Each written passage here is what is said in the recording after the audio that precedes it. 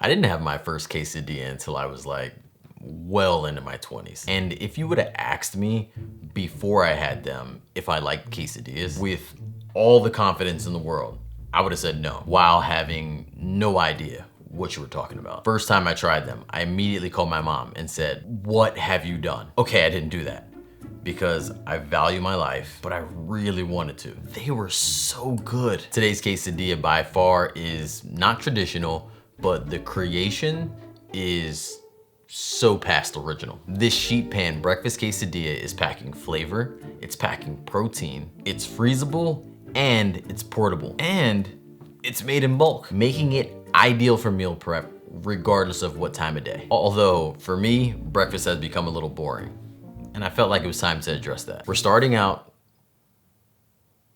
I don't know if you can hear that, but there's a really soft thunder and like really heavy rain.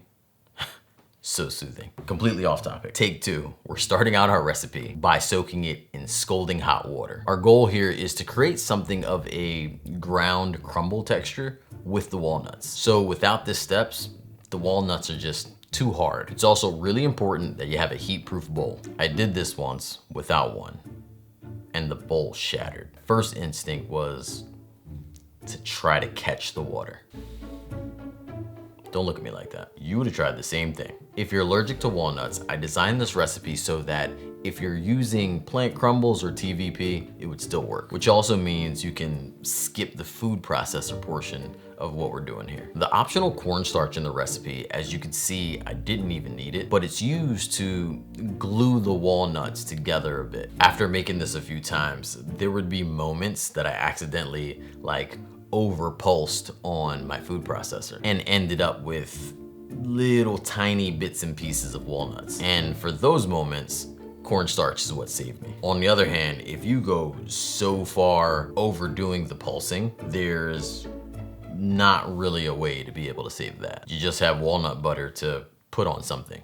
The flavor for the plant sausage is spot on. Just be mindful to not be too heavy-handed with the cayenne pepper if you're a bit heat sensitive, as a little bit can go a really long way. We finish off the crumbles with a little bit of veggie stock and soy sauce. Once those two ingredients go in, this is where you really want a spatula to scrape the bottom of your skillet. This way, you leave behind no flavor. Keeping the veggie stock and soy sauce in mind, unlike me, Remember to be mindful on whether you want to salt or not salt this once you add those in. The combination of each ingredient really does bring out the flavor already. Otherwise, if you're swapping vegetable stock for like water, maybe give it a quick taste at the end. This way you can make any small adjustments on the fly. We're using tofu to make our scramble, and some direct swaps would be pumfu, which is tofu made from pumpkin seeds. You could also do aki, which is a Jamaican fruit, or some plant scrambled product that's on the shelves. By the way, if your name is Sam and you really wanted a vegan version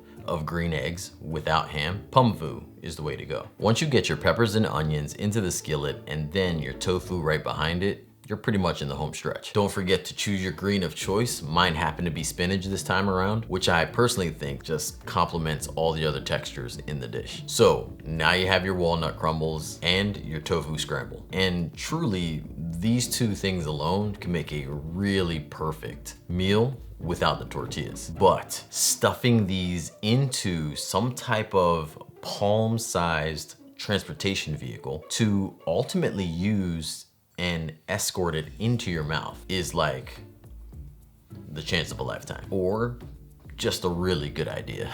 I'm using burrito-sized tortillas on a half-sheet baking pan. And when laying the tortillas down, there doesn't need to be too much method to the madness. It's not like when you're packing a box, and if you just don't fold the flaps down accordingly, it's going to pop open. Once you get the whole thing into the oven, that top layer of baking sheet pretty much works something like a press to hold things together, while the entire dish just crisps up. I mean, did you hear the crunch at the end? This recipe can be found in the description or at my website, makeitdairyfree.com. Thank you so much for tuning in. Until next Sunday, believe in good.